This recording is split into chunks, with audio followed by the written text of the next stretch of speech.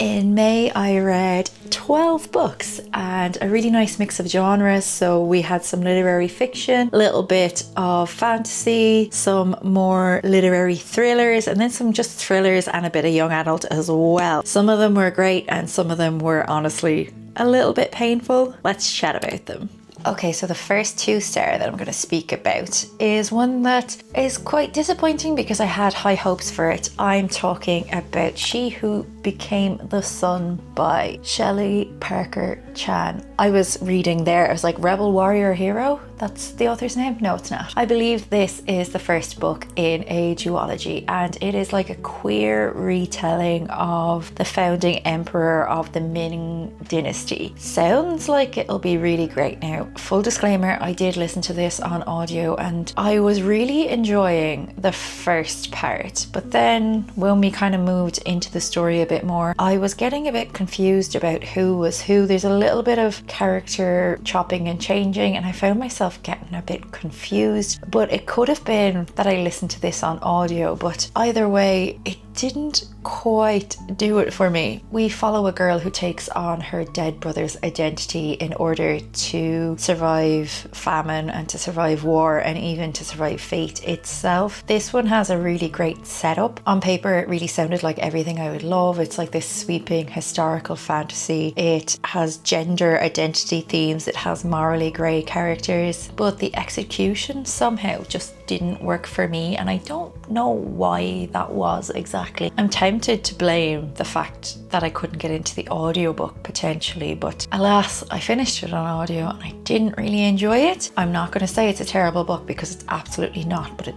just wasn't for me, and I probably will be unhauling this one after this video. Next then is a book that I requested on NetGalley, and this book is due to be published, I think, in July. I've had a bit of a love-hate relationship with this author. So the book I'm talking about is With a Vengeance by Riley Sager. I have read a few Riley Sagers before now. I've read Home Before Dark, which I quite enjoyed. It gave me the heebie-jeebies. I read The House Across the Lake. I didn't enjoy that ending. I read the other one with the house on the cover that was kind of gothic. The Only One Left. I know a lot of people really didn't like that book, but I did. I quite enjoyed it. I love that sort of gothic atmosphere. Anyway, back to the book at hand. This is Riley Sager's latest thriller, as I've mentioned, and this one is sort of inspired by quite a few other books. Most notably, I would say Murder on the Orient Express. So we are set on a train, and our protagonist is a woman whose life was basically thrown upside down and inside out when her family, particularly her dad, becomes embroiled in this conspiracy, and so it ends up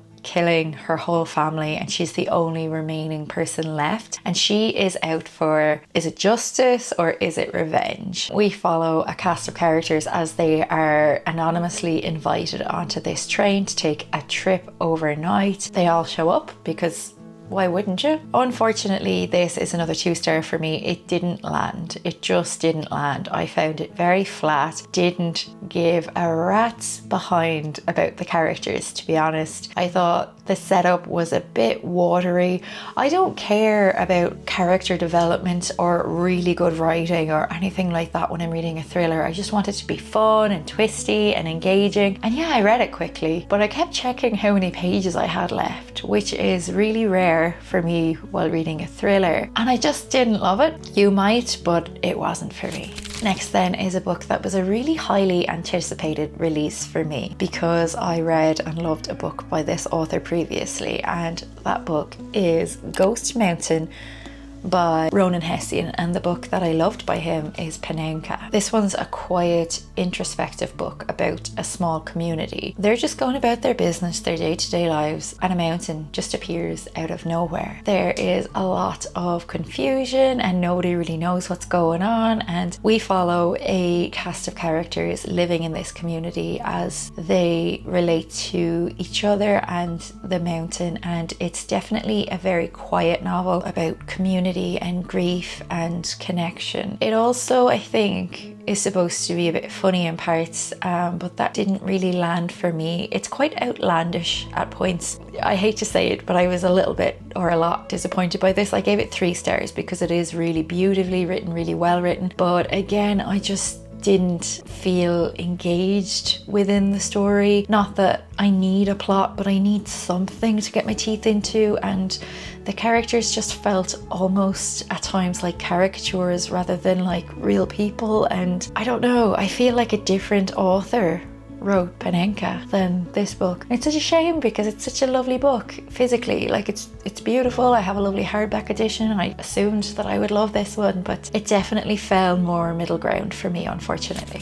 Next up then is the 6th book in a series that I have been reading for as many years, if not more. I think I actually read the first one in 2018, so never mind.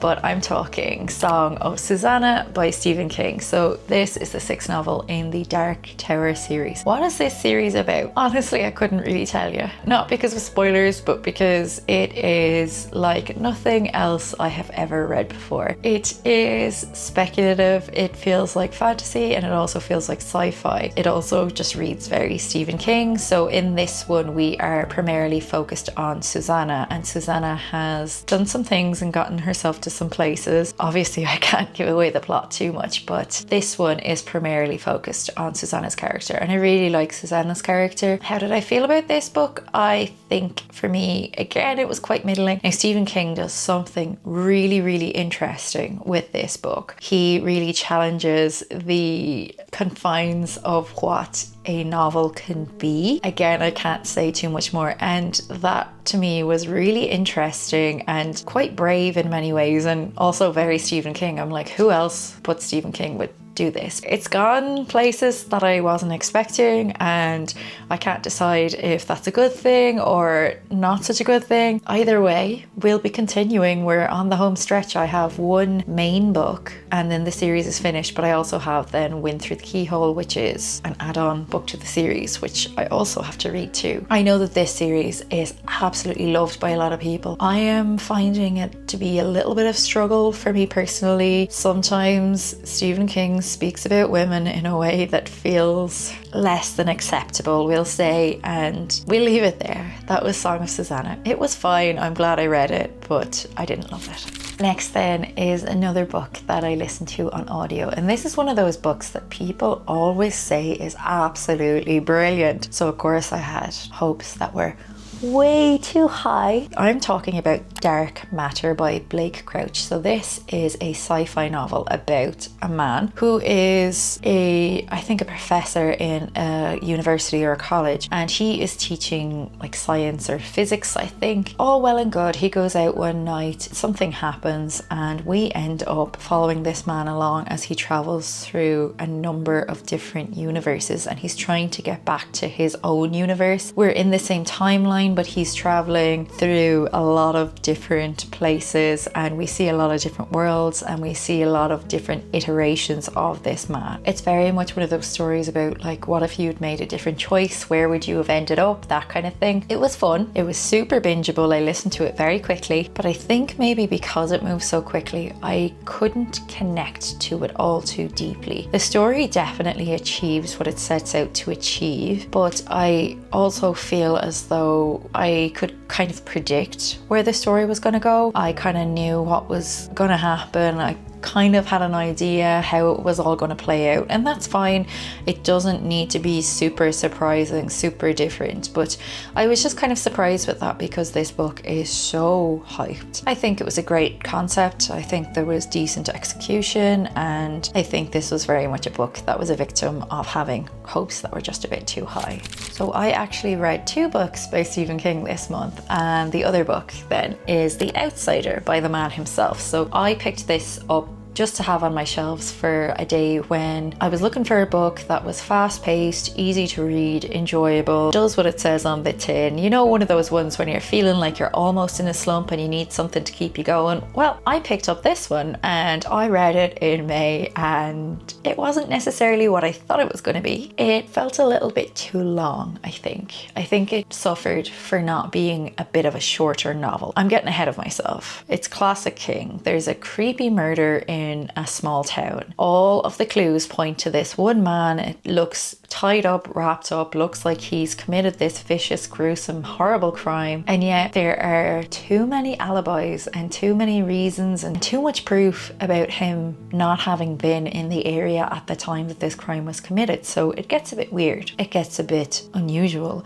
I'm not going to say where it goes, but it definitely was one that surprised me, not necessarily in the best way. We also are introduced to Holly Gibney in this one, and then I didn't realise that I probably should have read the whole was it Mr. Mercedes, Bill Hodges trilogy first, where Holly was introduced, and then read this book.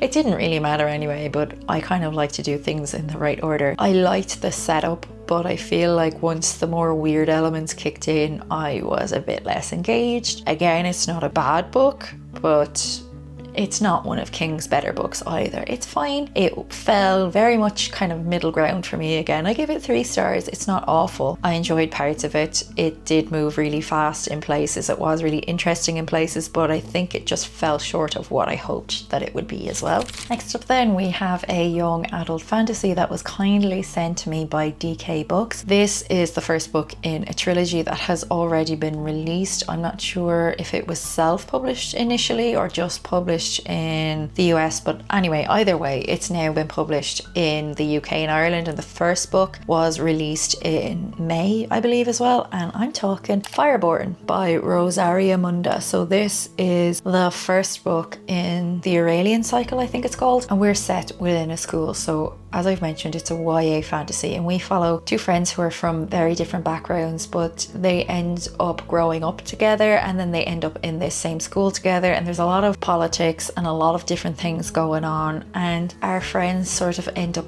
pitted against each other in this competition, and then it just goes from there. And I had a lot of fun with this one. They're basically both competing to become leaders of this new regime, and while they never end up as enemies, there's definitely a little bit of suspicion on both sides. I liked the world building in this and the questions about morals and the moral complexities. These questions of who gets to lead and why should we allow somebody to lead, and why do we need somebody to lead, and this kind of thing. I found that all really interesting discourse, but it also did feel like a lot of setup, like we're waiting for something to happen for quite some time. I will say I wasn't 100% invested in the characters. There is a little bit of romance in here. It's not spicy or anything, but it's quite nice. It helps to move the story along a little bit. It keeps the reader engaged. I did enjoy it. It wasn't a new favourite by any means, but I think this is a trilogy that has potential, and I look forward to picking up the next 2 books in it. I think the next 2 books are published in the UK and Ireland over the next couple months as well, so ideal timing to get cracking. Next up then is a book that is a debut by an Irish author, and I have to say this book is a book that was absolutely not on my radar. When I read the synopsis after being introduced to it by a book club, I didn't feel drawn toward picking it up. But this is the great thing about book clubs, because I did. I listened to it on audiobook. I listened to a lot of audiobooks last month. I'm talking about a book called Ordinary Saints by Niamh Ní Bhaoláin. This book surprised me in the best way possible. I'm gonna say it here and now. I think if you like literary fiction, this is a book that's worth reading, particularly for Irish people. So we follow our protagonist, and she lives in London.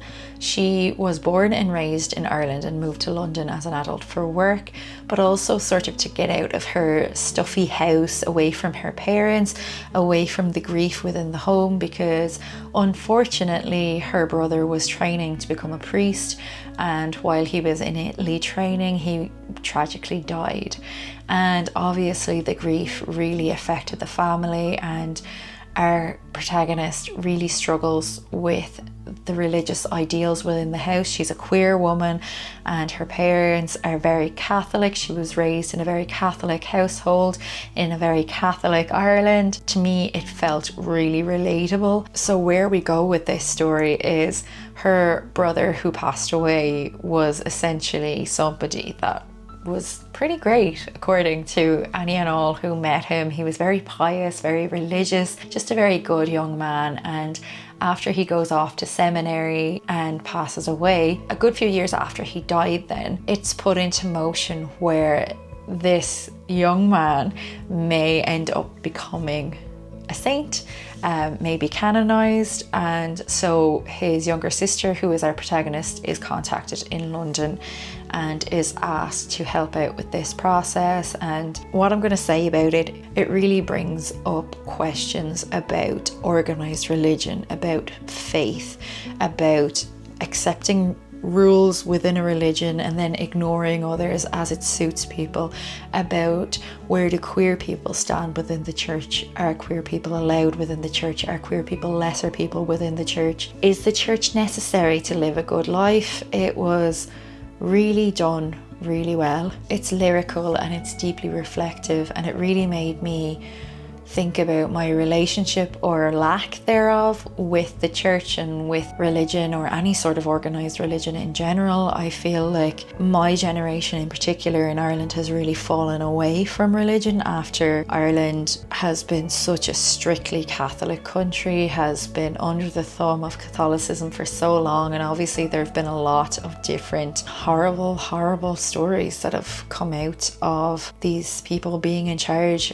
of unfortunately quite vulnerable people. And I think the Catholic Church has a lot to answer for in Ireland, and this book deals with some of that then as well. While it did feel intimate and lyrical, it also felt really fresh and just really contemporary and really current. It's not a flashy read, but it's very heartfelt. I will say you should pick this one up. It's great. I give it 4 stars. Another 4-star book I picked up then was one that I've been excited to read for a really long time. This is another book that is really hyped. I'm talking about The Will of the Many by James Islington.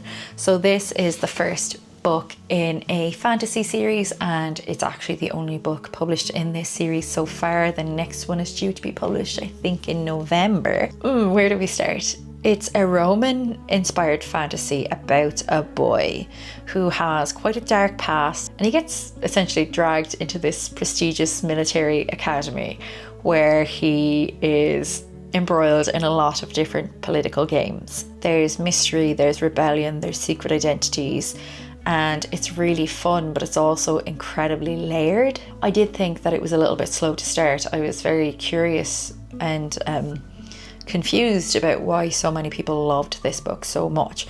But as I got into it and got more embroiled within the story, there were so many questions raised. It was so intriguing. I had no idea where it was going to go, and it left us in this place that made me really excited for the next book, which has 100% been pre-ordered. Given my experience at the beginning of this book, I didn't expect to get so hooked, but honestly I ended up flying through it once I got into it. The ending absolutely sets up these huge stakes, and I'm so excited to read the next one. This one is definitely worth the read if you like big, chunky, epic fantasies. Next up then, another Irish book that I listened to on audio, and I'm talking the winner of the Booker Prize in 2023, I think, and that is Prophet's Song by Paul Lynch. So this is a book that is set in a dystopian Ireland where there is a government who are becoming more and more totalitarian. So we primarily follow one family, particularly the mother of this family, as she tries to live her day-to-day life, looking after her family, raising her kids, just trying to deal with the harsher and more ridiculous rules that are enforced day on day on day. This book is very bleak. I can't say that I enjoyed reading it because it's a stressful read, it's a difficult read. It really makes you question where the world is going at the moment. Yeah, it's dystopian, but it feels like so close. It's not even like an alternate universe. It's like just a little turn of a cog, just a tiny bit, and that could be us. It made me think about how dangerous right-wing politics are, how scary this idea of living in a world, particularly in a state that's quite liberal, and how that could be taken away from us, how our freedoms can be taken from us, and how things can become so unsafe, and how we can become so suspicious of each other. And yeah, so it just, I don't know, it really feels like, even though everybody is going through this, it really feels like this woman and this family are going through all of these things alone. It's like the fear works on this isolation. And yeah, it's really well written. There are some stunning lines in this book. It is obviously written by an author who knows his craft, obviously won the Booker Prize, so you know it's going to be written perfectly in many ways. It has this breathless and relentless pace, and it really feels like you're stuck within this hamster wheel, just running with this woman, and just feels so claustrophobic and terrifying for how close to reality it kind of is. I would say that I enjoyed this book. I didn't enjoy it, but I can understand why it has the accolades that it has. I think it does a great job in pointing toward what is wrong in society at the moment, and it's one of those books that lingers with you long after you finish it. Maybe not for the best of reasons. It's 100% worth the read. I just didn't enjoy it. It's another 4-star for me. And then yet another audiobook, because apparently I was just mad for them in May. The God of the Woods by Liz Moore. So this is a book that is set in America in the 70s, I think. So we're kind of following two timelines. Our original timeline is us set in like a summer camp for rich kids. And unfortunately, one of the kids in the camp goes missing. But then we travel back to another timeline and we realize that this is not the first time that this has happened on these grounds. Unfortunately, the girl that's gone missing is the daughter of the owners of this camp, and the child that went missing years prior was actually their son. So it's very much a literary thriller. As this investigation unfolds, we're peeling back these layers of this really dysfunctional family. It's slow burn, it's really atmospheric, and it's definitely more about the people than the plot.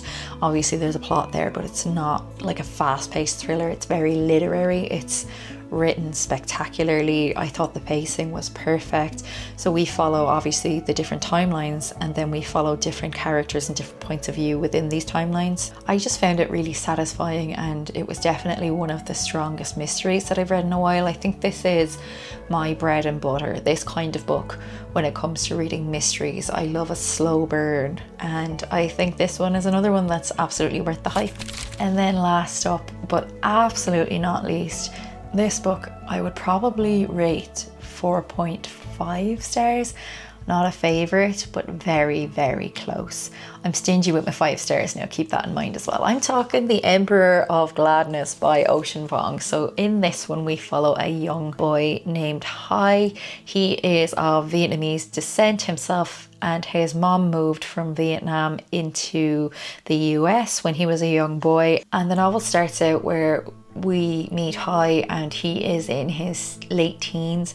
He's in a pretty despondent place, and he ends up meeting this woman named Grażyna, and she is an elderly Lithuanian woman.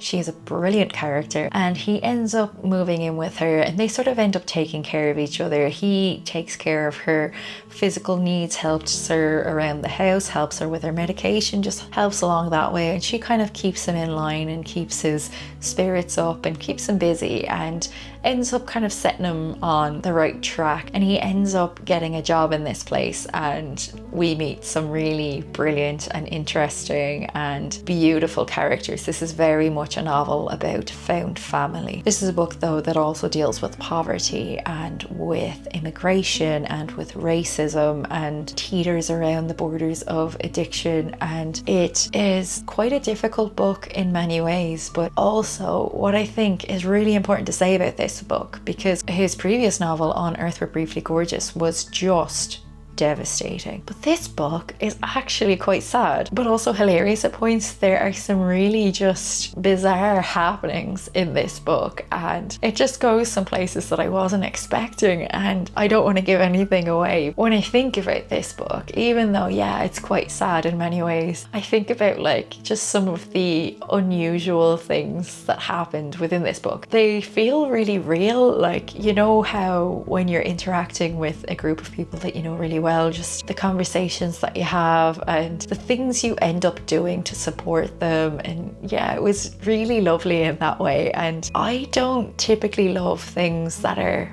funny, and I wouldn't say by any means that this is a comedy, but there are some really great moments in it. The humor in this was definitely right up my street, as we would expect from Wong. The writing is really lyrical and really fresh and really beautiful. You can tell that he's a poet at heart. He absolutely does not disappoint with the writing at all. He does some really wonderful things in here with the storytelling. We sort of move between different places and times with this really sort of seamless storytelling, and I think it's a real testament to Vong's writing. It's really strong. It never feels disjointed. It never felt like I couldn't follow it. I made a bit of a reading vlog about this one as well. Overall, I think it's safe to say that I really, really loved this one, and it felt to me very much like it was worth the wait. And I hope that Vong goes on to write more novels, because I will 100% be first in line to read them. I just love him as an author. That was May, a mix of highs and lows, no new favorites, but also no DNFs. So a good mix, I think. Let me know if you've read any of these, or if you disagree with me on anything, do let me know in the comments below. If you want to see more from me, don't forget to hit the subscribe button. And also let me know if you've picked up any new favorites recently, because I'm always looking for reading recommendations. And with that said, pals, thanks again for watching, and I'll catch you next week in another video. Take care and bye bye.